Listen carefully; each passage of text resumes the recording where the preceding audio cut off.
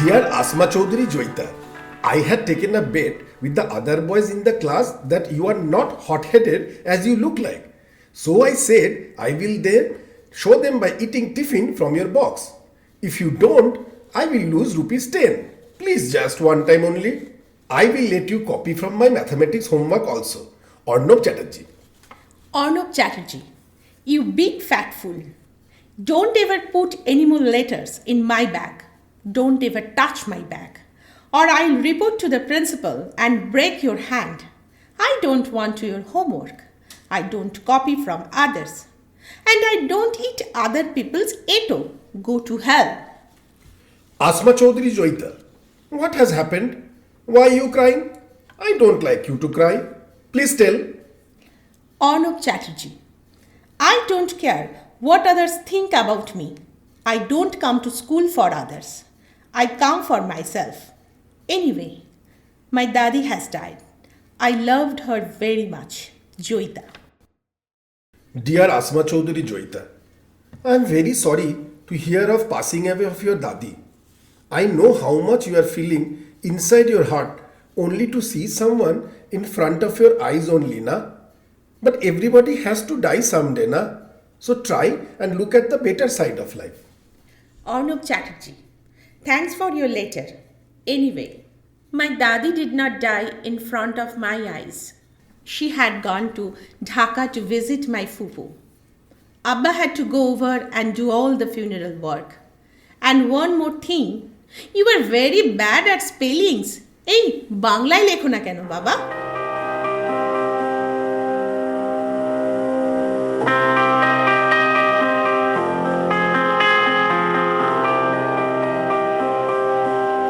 Deer Joyita, একটা খুব বাজে খবর আছে। এবারে নিউ ইয়ারে আমি থাকতে পারছি না। মার হঠাৎ খেয়াল হয়েছে পুরীর জগন্নাথের মন্দিরে গিয়ে পুজো দেবে। বাড়ির সবাই ব্যস্ত, তাই আমার উপর ভার পড়েছে মাকে সামলাবার।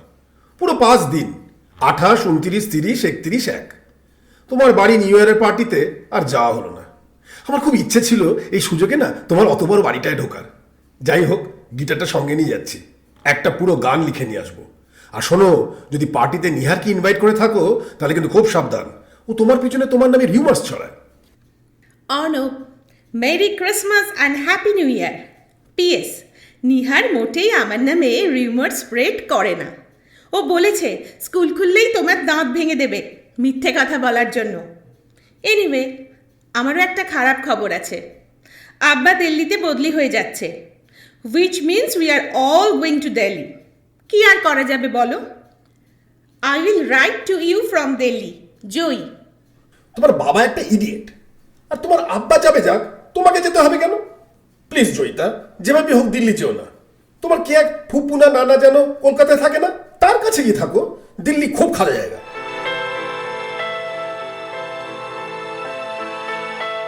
Deer Arnab, Delhi is super.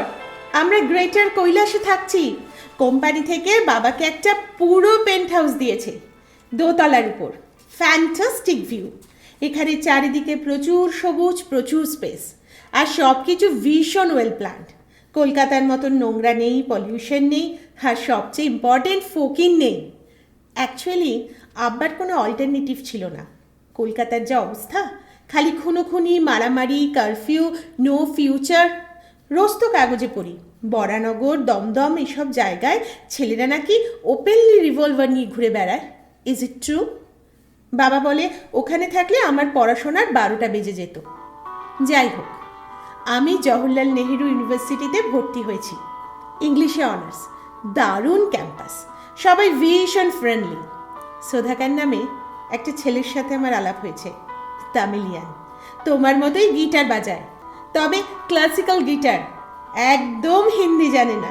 ভীষণ কিউট, ভীষণ অ্যাডভেঞ্চারাস, আর ভীষণ ডিয়ারিং। একদিন ও আমাকে সিগারেট খাইয়েছে যন্তর মন্তরের ভিতর। ইট ওয়াজ ক্রেজি। না, পুজোতে কলকাতা যেতে পারছি না। আমরা কলেজের কয়েকজন মিলে আগ্রা যাচ্ছি। আগ্রা থেকে লিখবো। বাই। আমি তোমার সুধাকরের না দাঁত ভেঙে দেবো। এত বড় সাহস তোমার সিগারেট খাওয়ায়? জয়ী, আসলে এই দিল্লি গিয়ে না তোমার মাথা খারাপ হয়ে গেছে। তুমি আগ্রা যাবে না। সুধাকরের সঙ্গে আর কি কি করেছো এক্ষুনি জানাও। তোমার আব্বাটাই যত নষ্টের গোড়া। দুম করে দিল্লিতে ট্রান্সফার নেবার কি ছিল? তোমার নিজের একটা মান সম্মান নেই? দুম করে যার তার সাথে প্রেম হয়? শোনো, প্রেম অত সস্তা জিনিস নয় যে দুম করে করা যাবে। প্লিজ প্লিজ জয়িতা, ছেলে মানুষই করো না। এবার পুজোয় না এলে আমি তোমায় কোনো দিন আর চিঠি লিখবো না। ডিয়ার অর্ণব, আগ্রা থেকে লিখছি। খুব রাগ করবে জানি, but let me tell you this, এই জায়গাটা ফ্যাব না, তাজমহলের জন্য নয়, ফতেপুর সিক্রি। আমি, শ্রুতি, ফাসওয়া, আরও 4 বন্ধু, লিখে বা বলে বোঝানো যায় না। বাই দ্য ওয়ে, তোমারও তো জ্ঞান দেবার কোনো প্রয়োজন নেই। I am quite capable of choosing my friends and looking after myself. আর কে বলেছে প্রেমে পড়তে গেলে সময় লাগে? যে যার নিজের মতো করে প্রেম করে। For your kind information, Sudhir সাথে প্রেম করেছি একবার, ওর হোস্টেলের ঘরে, দ্যাটস অল। এর চেয়ে বেশি কিছু হয়নি। আর প্রেম করেছি বলেই যে তাকে বিয়ে করতে হবে এমন তো কোনো কথা নেই। সব সম্পর্ক একরকম হয় না অর্ণব। যেমন তোমার সাথে আমার সম্পর্ক, তুমি আমার বন্ধু, মাই বেস্ট ফ্রেন্ড। তোমার কাছে আমি সব খুলে বলতে পারি। তার মানে তোমার মতন একটা ক্যাবলাকে আমি বিয়ে করব? যাই হোক, রাগ কমলে চিঠি দিও। ডিয়ার ডিয়ার ন্যাবা, এবার থেকে আমি তোমাকে ন্যাবা বলেই ডাকবো। কি রাগ রে, এখনও রেগে আছো? I am going crazy. Cigarette আরও বেড়ে গেছে, গাঁজাও ধরেছি, কিচ্ছু ভালো লাগে না, কলেজে যাই না। প্লিজ রাইট ন্যাবা, চিঠি না লেখো, একটা গান লিখে পাঠাও, তাই পড়ি। আচ্ছা আচ্ছা, তুমি কি সত্যি সত্যি রেগে আছো, নাকি অন্য কারোর সাথে প্রেম করছো? যদি করে থাকো, wish you all the luck. তুমি চিঠি না লিখলে আমি দুম করে কলকাতায় গিয়ে তোমার প্রেমিকার নাক ভেঙে দেব, বুঝলে? আসমা চৌধুরী জয়িতা, তোমার প্রথম প্রশ্নের উত্তর হচ্ছে না। না, আমি কারোর সাথে প্রেম করছি না। দ্বিতীয়ত, তোমাকে কলকাতা আসতে হবে না। প্রেমের মতন কোনো দুম করে গান আমি লিখতে পারি না। একটা অনেক দিনের পুরনো গান লিখে পাঠালাম, মনে হয় তোমার ভালো লাগবে।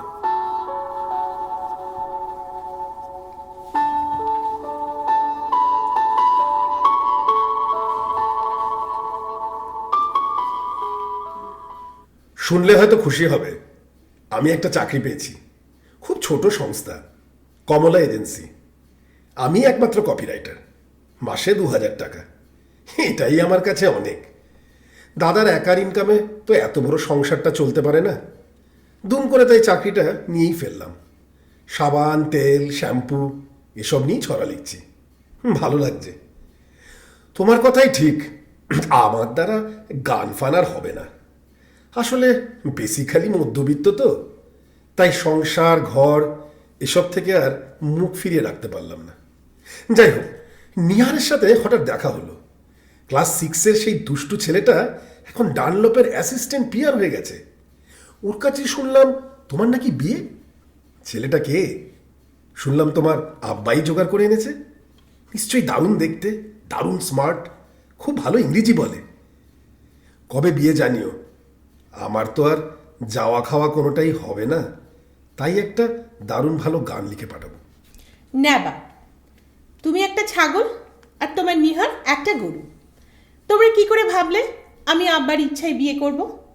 আব্বা is doing this just is an act of vengeance. কেন জানো? আমি পড়াশোনা করতে টেক্সাসে যাইনি বলে। তাই আমেরিকান এক্সপ্রেসের একটা অফিসারকে ধরে এনে আমার বিয়ে দেওয়ার চেষ্টা করছিল। আই মেট হিম। ভীষণ ভদ্র আর ভীষণ বোরিং। আমাকে বিয়ে করার থেকে হি ইজ মোর কিন to get transfer in Hong Kong. আমাকে একদিন ইনভাইট করেছিল ডিনারে, দিল্লি জিমখানায়। আমি গিয়ে কি বলেছি জানো? বলেছি আমি গাঁজা ছাড়া বাঁচতেই পারি না, ব্যাস বিয়ে ভেস্তে গেল। গাঁজা খাওয়াটা এতদিন পর কাজে লাগলো। যাই হোক, বাড়িটা ইজ বিকামিং এ নাইট মেয়ার। ভাবছি ঢাকায় পালিয়ে গিয়ে ফুপুর কাছে থাকবো। একদিন ডেসপারেট হয়ে গিয়ে ফুপুকে একটা চিঠিও লিখে ফেলেছিলাম। নেবা, শুনলাম ওখানকার সিচুয়েশন নাকি আরও খারাপ। একেবারে সরাসরি ওয়ার, মুক্তিযুদ্ধ। ওরা নাকি স্বাধীনতার জন্য লড়াই করছে, এখান থেকে কাউকে যেতে দিচ্ছে না। কি হচ্ছে বলো চারিদিকে? Do you understand? I don't want to understand. I know বাড়িটা ইজ বিকামিং ইনসাফারেবল। আর আমার গাঁজা খাওয়া আর ঘুমের ওষুধ খাওয়া বেড়ে যাচ্ছে। The world does not matter to me. Joyita, গতকাল তোমার চিঠি পেয়েছি। প্রথমত তোমায় বিশাল বড় একটা কনগ্র্যাচুলেশনস। নিজের বিয়ে একা তোমার ভেঙে দেওয়ার সাহস আছে জেনে অনেক এক্সাইটেড লাগছে। আমিও গতকাল একা সাহস করে কি করেছি জানো? ধর্মতলার একটা বাড়ি গিয়ে জিম খেয়েছি। 4 পেগ, বড় পেগ, এই জীবনে প্রথম, একা একা। তারপর ভিক্টোরিয়া মেমোরিয়ালে গিয়ে একটা ঘোড়ার গাড়িতে উঠে পড়লাম, বৃষ্টিতে ভিজলাম। সে এক দারুণ অনুভূতি। নেবা, এবার একটা বিয়ে করো। আচ্ছা, তোমার মা তোমার জন্য মেয়ে দেখছে না কেন? মারা অবশ্য ছেলেদের বিয়েই দিতে চায় না, পাছে হাতছাড়া হয়ে যায়। কিন্তু তুমি নিজে তো দেখতে পারো। এবার একটা ভালো ভদ্র মেয়ে দেখে বিয়ে করে ফেলো। আমার মতো বেয়ারা ধিঙ্গি নয়, মিষ্টি সংসারী টাইপ। আচ্ছা, তোমার গানের কি খবর? একদম ক্লোজ চ্যাপ্টার? আমিও শুরু করেছি, তবে গান নয়, কবিতা, ইংলিশে। কিছু তো একটা করতে হবে। কিছুদিন না ছবি আঁকা ট্রাই করলাম, হলো না। এখন কবিতা, জাস্ট সময় কাটানোর জন্য। বিশ্বাস করো নেবা, আমার একদম সময় কাটে না। নিজের ঘরে বন্দি হয়ে বসে বসে খালি গাঁজা খাই আর ঘুমের ওষুধ খাই। Right now I am out. তাই কি লিখছি নিজেই জানি না। তোমাকে দেখতে খুব ইচ্ছে করছে নেবা। নেবা, যদি পারো তো আমাকে এখান থেকে নিয়ে যাও, না হলে কে জানে কি হয়ে যাবে। পারবে পারবে আমাকে বিয়ে করতে? জয়িতা, তোমার চিঠি পেয়েছি গতকাল। একবার নয়, বহুবার পড়েছি। যদি নেশার ঘরে লিখে থাকো তাহলে নেশা কেটে গেলে আফসোস করবে, কারণ আমি মন ঠিক করে ফেলেছি। হ্যাঁ হ্যাঁ, আমি তোমাকে বিয়ে করব। বাড়িতে কিচ্ছু বলিনি, তোমার উত্তরের অপেক্ষায় রইলাম। পুনশ্চ পারলে তোমার একটা ছবি পাঠিও, পোস্টকার্ড সাইজ। নেবা, কয়েক ঘন্টা আগেই তোমার চিঠি পেয়েছি। কি লিখবো কি করব কিছুই বুঝে উঠতে পারছি না। কান্না পাচ্ছে। হ্যাঁ, এখনো কাঁদছি। হ্যাঁ, এতদিন ধরে ভিতরে ভিতরে ভীষণ চেয়েছিলাম তুমি আমাকে প্রপোজ করবে। করলেও তাও এত দেরি করলে কেন? তাও আবার আমি বলার পর করলে। যাই হোক, যখন করেই ফেলেছো আর কিন্তু পালাতে পারবে না। Please come to Delhi as soon as possible. I will settle everything. সব কিছু ঠিক করে ফেলবো। ইনফ্যাক্ট আব্বাকেও সব খুলে বলবো। আব্বা বাধা দিলে থোড়াই কেয়ার করি, বাট কাকু is very sweet, he will help me. তুমি যেভাবেই হোক 7 দিনের মধ্যে দিল্লিতে চলে এসো, সব পাকা হয়ে যাবে। রাজধানী ধরে চলে এসো, আর ওই কমলা এজেন্সিতে রেজিগনেশন জমা দিয়ে চলে এসো। কিন্তু আমি সাউথ এক্সটেনশনে একটা ছোট্টখাটো অ্যাপার্টমেন্টের ব্যবস্থা করছি। কাকুর একটা ফ্ল্যাট আছে, জাস্ট পড়ে আছে।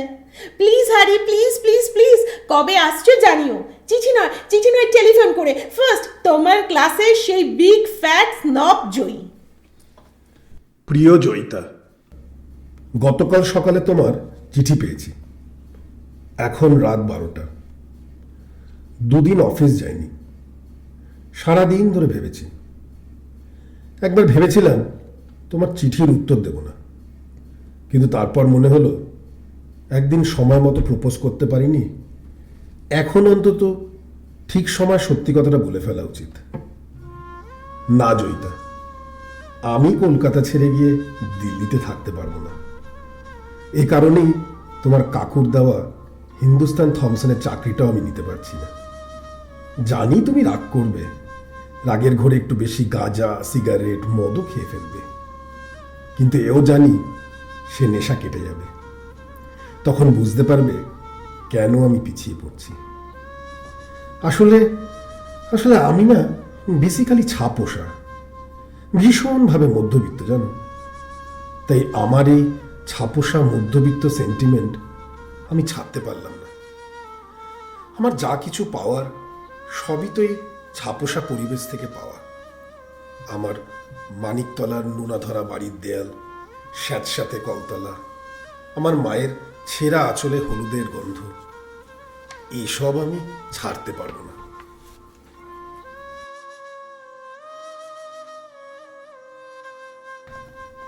এও জানি যে আমার এই ভীষণভাবে আষ্টে পৃষ্ঠে জড়িয়ে থাকা পরিবেশের সাথে তুমি পাল্লা দিয়ে চলতে পারবে না।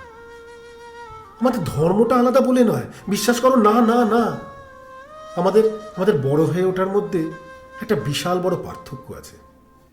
তোমার স্বাধীন থাকার জেহাদ, তোমার উন্মাদনা, উচ্ছলতা, তোমার এক কথায় সব কিছুকে নস্যাৎ করে দেওয়ার ক্ষমতা আমি শ্রদ্ধা করি জয়িতা।